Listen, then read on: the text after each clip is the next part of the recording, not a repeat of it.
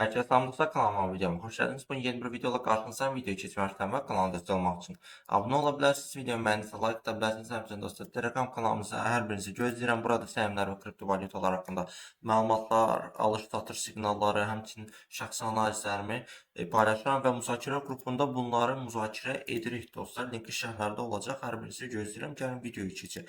Bugünkü videoda dostlar, deməli, yadınızdadırsa sizdən təhlükəsiz investisiya barəsində bir video hazırlamışdım. Gördüyünüz kimi burada məsələn aşağı risklə yatırım et, pul qazan adlı videomuz var. Burada müdafiə şirkətləri ETF-lər, yəni bu kimi təhlükəsiz investisiyalar var idi ki, yəni bunlar haqqında danışmışdım, investisiya alətləri haqqında. Bu gün isə bu təhlükəsiz investisiyanın bugün ikinci videodan danışacağıq dostlar. İkinci video keçməmişdən əvvəl bir xatırlatma edək ki, Nasdaq dünən 3,29% yüksəldi, həmçinin bizim səhmlərimiz də yüksəldi.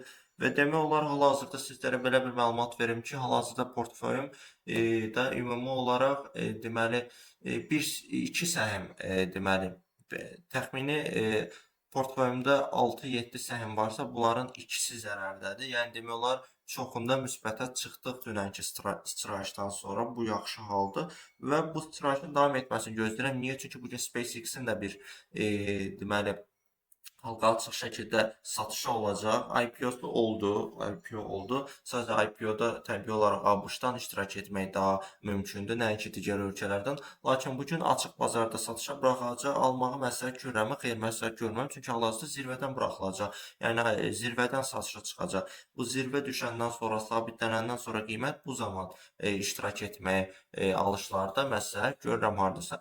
Videoya qayıdaq. Bugünkü videoda dediyim kimi təhlükəsiz investisiya bölümünün ikinci videosudur. Birinci nədən? İki dənə deməli sizə ETF tanıdacağım. Biri Invesco QQQ Trust Series 1, yəni 1. Bu nədir dostlar? Bu Nasdaq 100 şirkətlərinin ETF-idir. Nasdaq Stock Marketdə listing olunur. Nasdaq şirkətlərinin ETF-idir. Yəni bu ETF özlüyündə Nasdaq 100-ü holding edir. Yəni Nasdaq 100 şirkətinin özündə yatırımları var. Demək olar Nasdaq 100 indeksidir. Yəni bu belə təsəvvür edin. Gördüyünüz kimi Amazon, Alphabet, Advanced Micro Device, Alphabet birinci klass səhmləri, Tesla, Broadcom, Microsoft, Nvidia, Apple, Micron Technology və s. gördüyünüz kimi Nasdaq 100-ə aiddir. Bu niyə təhlükəsiz şirkət səhmi adlanır? Niyə dostlar? Çünki bildiyimiz kimi Nasdaq 100 ABŞ-da texnologiya şirkət indeksidir. Ümumiyyətlə şirkət səhmlərinin indeksidir və Nasdaq 100-ə 100 şirkət səhmi daxildir. Düzdür, 100-dən çox ola bilir, lakin bu hallarda artıq tam Nasdaq 100-ün tərkibində olmur. Nasdaq birjasına daxil olur, amma Nasdaq 100-ə daxil olmur. Yəni belə bir şey var. İndeksə daxil olmur əsasən. Gördüyünüz kimi güncəl ildə, yəni hal-hazırda iyun ayındayıq. 6 ayda 15%lik yüksəliş edib, 15-dən biraz çox. Müsbət halda təbii müsbət halda. Azərbaycan inflyasiyasını nəzərə alaq 6-7%. Əksinə, yəni bu Azərbaycan inflyasiyasında biz ən yaxşısı qida inflyasiyasını nəzərə alaq. Çünki biz dollarla yatırım edirik zaten. Manatın inflyasiyasının bura qatmaya ehtiyacı yoxdur. Yəni qida inflyasiyasını qatsaq 7-8% desək ortalama biz qazanclı oluruq yəni. 15% bizi illik olaraq, bu hələ bu illikdir. Yəni mən gözləyirəm ki, ümumi olaraq Nasdaq 100-ün il sonuna qədər hardasa 20-25% civarlarına qədər yüksələcəyini təxmin edirəm. Çünki bu ortalama belə olur. Həmçinin bildiyimiz kimi süni intellekt bir trendi var. Hələ də var bu trend və bu trend davam edəcək hələ bir müddətdə. Ona görə də Nasdaqın biraz da artacağını düşünürəm. Təbii yatırım tövsiyəsi deyil, lakin dediyim kimi, əgər məsəl üçün şirkət vaxtınız yoxdursa, bir başqa məsəl üçün idmanla məşğulsunuz, incəsənətlə məşğulsunuz, hansısa ofis işində işləyirsiniz. Yəni ümumiyyətlə investisiya ayıracaq bir vaxtınız yoxdursa, bu ETF sizlərin investisiyanızı edəcək yəni. Yəni Nasdaq 100-ə daxil olan 100 dənə şirkətin hər birindən yatırım etmiş olacaqsınız bu ETF-ə yatırım etmiş olarkən, həmçinin də ki, bu deməli sizlərə Nasdaqın böyüməsinə, yəni bu şirkətlərin böyüməsinə uyğun olaraq illik faiz artımı təmin eləyəcək. Təməttü də var, yəni dividend də var. Lakin bizə əsas məqam budur ki, faiz artımı təmin eləyəcək. Faiz deyərkən, yəni böyümə faizindən söhbət gedir təbii olaraq. Bank faizindən, kredit faizindən söhbət gedir. Gördüyünüz kimi hal-hazırda 15%, yəni pis nəticə deyil 6 aya. Dediyim kimi il sonunda 20-25 olsa, biz yenə də təxmini olaraq inflyasiyanın çıxmaq şərti ilə 10% qazancda qalacaq. Yəni siz tutaq ki, Azərbaycandansa banka deməli depozit açsanız 10%-dirsə, həm siz bankdan uzağı 1-2%lik gəlirdən ayrılacaqsınız inflyasiyanın çıxmaq şərtindən. Lakin burada 10% yaxşı məbləğdir məsəl üçün. Dediyim kimi yatırım tövsiyəsi deyil, sadəcə faktlar və təcrübələr əsasında danışmağa çalışıram. İkinci ETF-imiz State Street Technology Select Sector SPDR ETF-idir.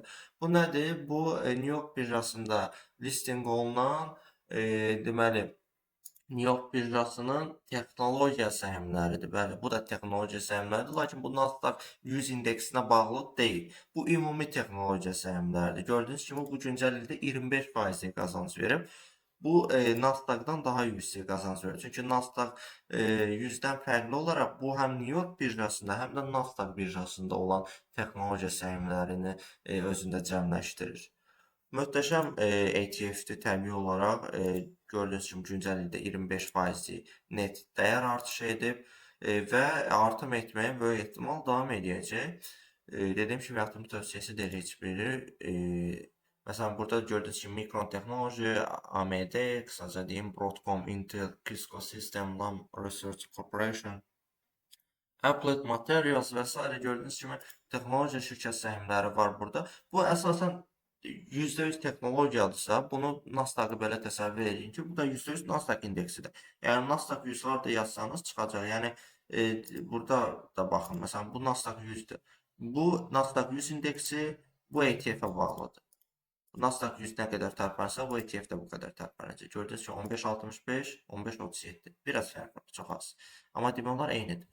Belə yəni, bu isə tamamilə texnologiyadır. Yəni, bunun riskindən daha yüksəkdir. Niyə? Çünki texnologiyanın gerilənməsi ola bilər, lakin indeksin gerilənməsi daha zəif ola bilər.